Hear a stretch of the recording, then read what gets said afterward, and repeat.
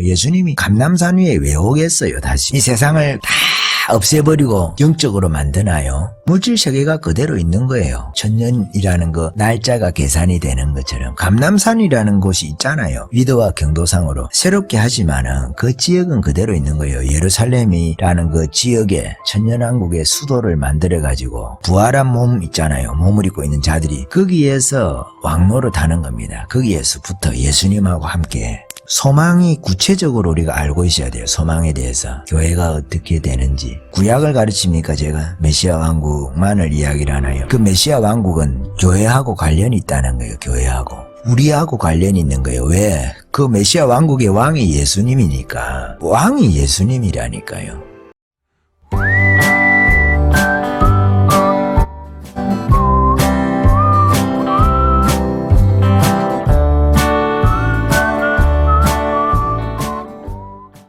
다니엘서는 여러분 많지가 않아요. 그렇게 하고 또 이해하기도 그렇게 어렵지가 않아요.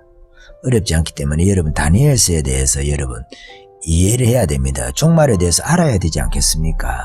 제가 성도들하고 이야기를 해보면 의외로 성도들이 계시록을 몰라요. 근데 저 이란의 신천지라는 거 있잖아요. 그거는 정말로 계시록을 잘 알고 있습니다. 계시록 잘 알고 있고 마태복음 24장 잘 알고 있고 마가복음 13장, 누가복음 21장 이런 거는 막 머릿속으로 깨놓고 있어요. 걔네들이. 야, 참. 그리고 데살로니가 전서 4장, 데살로니가 후서 2장 이런 말씀들은 그냥 맨날 그거 외우나 봐. 외우는지 시험을 치는가 봐요. 시험 친다는 이야기도 있긴 한데 너무 잘 알고 있는 거예요. 제가 막 예전에는 신천지하고도 많이 싸웠거든요. 그럼 막 넬로 갔다가 막 육두문자를 해가지고 날 욕을 해요. 여성분들이 그 무섭습니다. 신천지 여성들이. 그러니까 정체를 드러내기 전에는 참 좋게 하다가 자기 정체가 딱 드러나잖아요. 그러면 나를 갖다가 막 거의 짐승 취급을 하면서 그렇게 합니다. 뭐라 하더라. 눈먼 짖지 못하는 개 이런 것처럼 그런 식으로 이야기를 합니다. 하여튼 간에 벙어리 개락하더나 막 그러면서 온갖 욕을 다 하던데 참 그런데 그런 분들이 너무 종말에 대해서 일반 성도들하고 다른 우리가 교회 성도들이 알고 있는 지식하고 틀린 이야기지만은 성경에 대한 지식을 많이 가지고 있더라는 거예요. 이야기를 해보면 물론 택도 아닌 이야기들을 억지로 엮어갖고 하는데 그러니까 교회가 이게 사각지대인 거예요. 교회가 계시록을 안 가르치니까 이단이 열심히 가르쳐가지고 그걸 가지고 막 장난을 치는 거예요. 근데 장난을 치는지를 모르는 거예요, 성도들.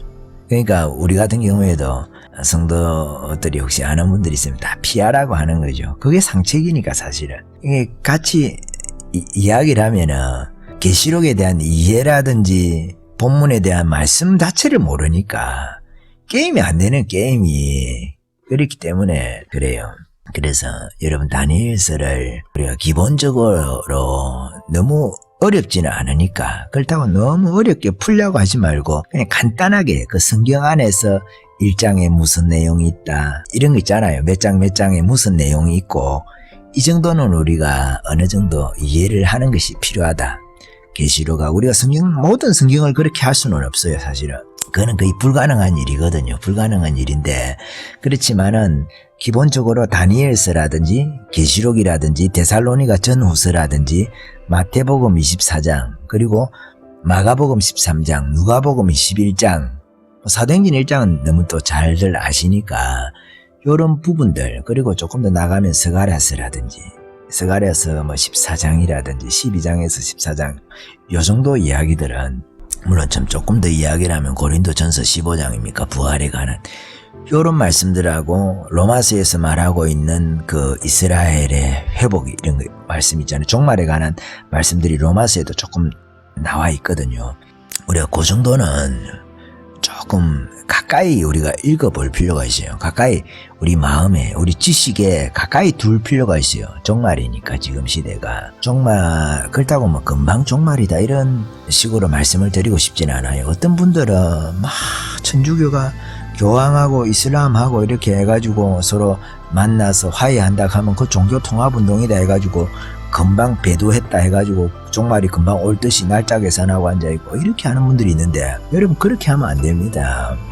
그렇게 이 사건들을 너무 우리가 관찰은 해야 되지만은 그렇게 지엽적으로 일어나는 문제가 아니다 말이에요. 이 사이즈가 종말이라는 것은 아주 크게 움직입니다. 예수님 베들레헴에서 와서 3년 사에 가듯이 그 한 기퉁에서 일어나는 일이 아니에요. 그것도 기퉁에서 일어나는 일도 아니죠. 사실은 이스라엘 사람들은 다 알게 되고, 이스라엘 사람들은 그 당시 사람은 예수님을 모르는 사람이 없지 않습니까? 그런 식으로 그 민족은 다 알게 되지만 입으로 전달이 안 되면 다른 사람들은 모르는 거잖아요. 오늘날처럼 라디오나 뭐 TV가 있는 것도 아니고. 그러니까 전도가 중요한 것이고, 그러나 종말은 그렇지 않다. 즉 그리스도에 오는 것은 절대로 그렇지 않습니다. 예수님 재림하는 건 역시 마찬가지고, 두 정인이 오는 것도 마찬가지고, 예수님이 이스라엘 안에서 모두에게 알려졌듯이 예수님 다시 오시는 것과 관련되어 있는 즉 그리스도 제국 두 정인이라든지 이런 것은 전 세계가 다 알게 되는 거예요. 전 세계가. 그러니까 전 세계가 두 정인을 죽이려고 하잖아요. 전 세계가 이스라엘을 멸망을 시키려고 하는 거예요. 두 정인 때문에 이스라엘이 조금 돌아오거든요. 그래서 이스라엘이 무거운 짐처럼 되는 거예요. 전 민족에게, 열방에게. 그래서 이스라엘을 멸망을 시키기를 전 세계가 또 한편으로 원하는 거예요. 그게 즉 그리스도 제국의 핵심입니다. 즉 그리스도하고 이스라엘하고. 이스라엘이 안 되죠. 이스라엘이 도망을 가야 되는. 그래서 이스라엘에서부터 핍박이 극심하게 되는 거예요. 저는 스가랴서 말씀 이 3분의 2가 죽는 것이 이스라엘 백성들이 3분의 2가 죽을 가능성이 많다고 보는 거예요. 3분의 1만 살려가지고 광야에서 훈련시켜서 천년왕국으로 들어가는 거거든요. 저는 그렇게 이해를 하고 있습니다. 그래서 여러분 다니엘서를 이해를 하고, 전에 이제 에스더서 이런 말씀을 드렸지만은 성경을 읽을 때 에스더서가 쭉 읽어져 나가도록 하는 게 필요하잖아요. 다니엘서도 마찬가지거든요. 다니엘서도 여러분 너무 잘 알잖아요. 다니엘서 1장 같은 경우에는 다니엘과 그 사드락과 메삭과 아벳느고라고 말하는 그 세 친구가 1장에서는 뜻을 정해가지고 왕의 진미를 먹지 않고 자신을 깨끗하게 하는 거 있지 않습니까?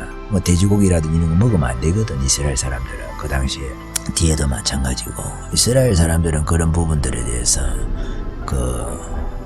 조심을 하잖아요. 왕의 또 드리는 음식들 중에서 또 제사를 하고 나서 제사 음식을 왕에게 가져간다든지 그 제사 음식을 또 나눠 먹는다든지 이런 것이 있기 때문에 그 다니엘하고 제 친구들이 뜻을 정해가지고 먹는 것부터, 그렇게 할 때 하나님께서 그들에게 지혜를 주시고 영적인 사람에게 영적인 것을 주시는 거예요.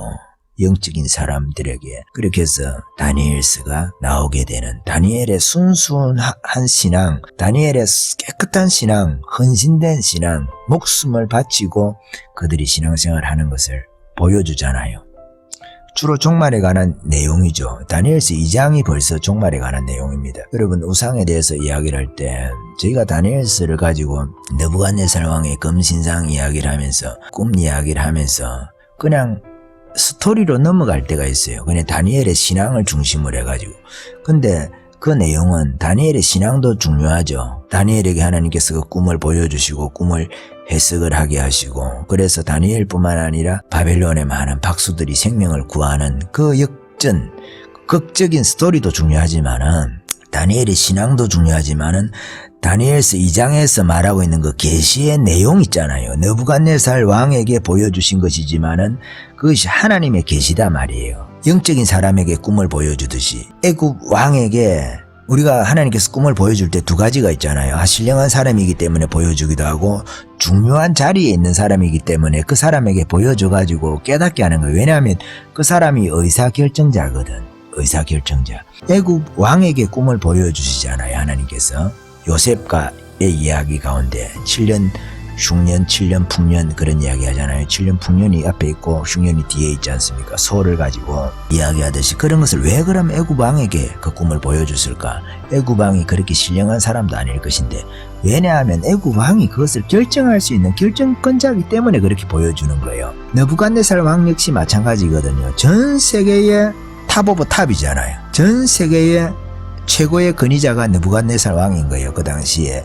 그러니까 느부갓네살 왕에게 인류 역사를 다 보여주는 거예요. 인류 역사에 대해서.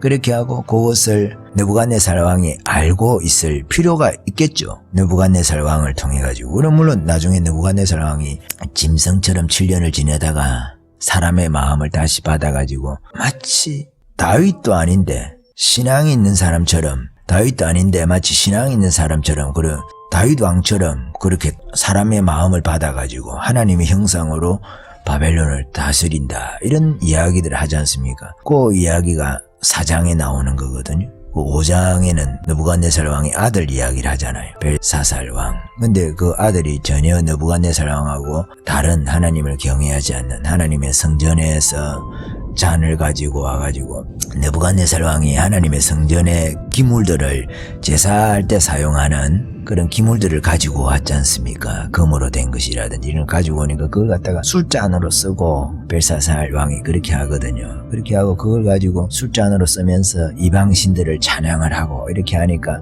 그 우리가 잘 알잖아요. 메네메네 데겔 우바르신 내가지고 손이 딱 나와가지고 글자를 쓰잖아요. 근데 그날 밤에 다니엘이 해석을 하지만은 그날 밤에 벨사살 왕이 고레스에 의해서 정리가 되거든요. 페르시아 왕이 되는, 처음에는 이제 다리오가 왕이 되지만은 고레스가 조금 있다가 한 3년 있다가 다리오가 죽고 나서 왕이 되잖아요. 그런 이야기들이 이렇게 쭉 흘러가는 거예요. 그러니까 다니엘서 2장이라는 것은 하나님께서 다니엘을 통해 가지고 느부갓네살 왕의 꿈을 해석하면서 종말에 관해서 보여주시는 거거든요. 종말에 관해서 보여주시는데, 우리가 여기서 특이하게 다니엘서만 전체를 이야기를 하면 좋겠지만 여기서 잠깐 짚고 넘어가야 되는 것이 뭐냐면, 너무 잘 아는 이야기잖아요. 우상이 있는데 우상을 사람의 손으로 하지 아니하고 뜨인 돌이 신상의 철과 진흙에 발을 쳐서 부서뜨린다 그러잖아요. 그러니까 우상이라는 게 큰 신상이 있는데 공중에 뜨인 돌이 어디를 쳐서 부서뜨리냐면 철도 아니고 발 있잖아요. 종아리가 철인데 그 다음이 철과 진흙이 섞여 있는 거예요. 발이. 이 발을 쳐서 부서뜨리는 거예요. 당연히 쓰러지잖아요. 머리를 치면 머리만 날아갈 수 있지만 발을 치면은 그 우상 자체가 무너져 버리는 거잖아요. 발을 치면은 우리가 뭐 사람 잡아뜨릴 때도 그 유도할 때, 예, 씨름할 때도 마찬가지고, 이게 밖에서 발을 친다든지 안에서 발을 친다든지 이렇게 하면 사람을 잡아뜨릴 수가 있잖아요. 그렇게 하니까 이게 발을 쳐서 부서뜨리는 거예요. 그럴 때에 철과 진흙과 녹과 은과 금이 다 부서져서 여름 타작마당에 겨같이 되어가지고 바람에 불려 간 곳이 없고, 우상을 친 돌 있잖아요. 그죠? 돌은 태산을 이루어 온 세계에 가득하였나이다. 이렇게, 이게 꿈이거든요. 여기서 핵심이라는 것은 공중에 떠인 돌이 발을 친다는 거예요. 진흙과 철과 진흙으로 된 발. 그렇게 하고 그거 치고 나서 이 우상이 사라져버리고, 우상을 친 돌 있잖아요. 돌이 온 세계에 태산을 이루어가지고 온 세계에 가득한 거예요. 우상을 친 이 돌이 태산을 이루어가지고 온 세계에 가득한 거. 그러니까 우상이 서 있던 그 자리에, 우상이 이 땅에 서 있잖아요. 바벨론 제국, 페르시아 제국, 헬라 제국, 로마 제국도 로마가 갈라지고, 갈라진 로마 제국을 또 나라들의 색깔이 있지만은 그것을 또 통합을 한단 말이에요. 하나로. 돌은 돌이고 철은 철인데 서로 붙지 않는데 그것을 또 하나의 발처럼, 그게 하나의 발이란 말이에요. 이걸 또 통합하는 제국이 하나 만들어진단 말입니다. 마지막 시대에. 이거를 때려가지고 부서뜨린다는 거죠. 그래서 때려서 부서뜨리는데 금이라든지 은이라든지 노시라든지 철이라든지 진흙은 간데 없고, 이 떠인 이 돌이 태산을 이루어가지고 온 세계에 바글바글하게 가득 찬 거예요. 이게 천년왕국이라는 거예요. 이 지상에 이루어지는, 여러분. 그래서 그 이야기, 우리가 가끔 이런 것을 이야기를 하면 사람들이 잘 안 믿더라고. 어떤 때는 천국 가는 천국만 아는 거예요. 이거 천년왕국이 이 땅에 있다는 것에 대해서 다니엘서 2장에 너무 잘 보여주고 있는 거예요. 그리고 사도행전에서도 마찬가지죠. 예수님이 감람산 위에 왜 오겠어요? 다시 이 세상을 그냥 다 없애버리고 영적으로 만드나요? 물질 세계가 그대로 있는 거예요. 천년이라는 거 날짜가 계산이 되는 것처럼 감람산이라는 곳이 있잖아요. 위도와 경도상으로. 새롭게 하지만은 그 지역은 그대로 있는 거예요. 예루살렘이라는 그 지역에 주님께서 천년왕국의 수도를 만들어 가지고 우리가 부활한 몸 있잖아요. 몸을 입고 있는 자들이 거기에서 왕노릇 하는 겁니다. 거기에서부터 예수님하고 함께. 그러니까 그런 문제들을 여러분 이해를 좀 하실 필요가 있다. 이게 아주 기초적인 이야기입니다. 기초적인 이야기인데 사람들이 잘 생각을 안 하는 거예요. 소망이 구체적으로 우리가 알고 있어야 돼요. 소망에 대해서. 교회가 어떻게 되는지. 구약을 가르칩니까 제가? 메시아 왕국만을 이야기를 하나요? 그 메시아 왕국은 교회하고 관련이 있다는 거예요. 교회하고. 우리하고 관련이 있는 거예요. 왜? 그 메시아 왕국의 왕이 예수님이니까. 그 왕이 예수님이라니까요. 메시아 왕국의 왕이. 근데 이스라엘 사람들은 그 예수를 보니까 메시아 다윗 같아 그래야 되는데 다윗같이 그런 정치적인 지도자여야 되는데 보니까 아닌 거라. 그래 건축자들의 버린 돌처럼 예수님을 버린 거예요. 유대인들은. 근데 여러분들도 이 예수님을 버리시겠습니까? 이 예수님은 만왕의 왕이시고 만주의 주라 말이에요. 만주의 주. 모든 우리가 거기서 왕노릇 하실 수가 있겠죠. 그렇지만 우리들의 또 왕이 있다는 말이에요. 천년왕국에서 그리스도인들이 왕노릇 할 수가 있어요. 왕노릇 할 수가 있는데 목배임을 당한 자들도 왕노릇을 하고 순교한 자들도 왕노릇을 하고 우리가 믿음으로 매일매일 죽으면서 기도 생활을 하는 사람들도 이것도 죽는 거거든.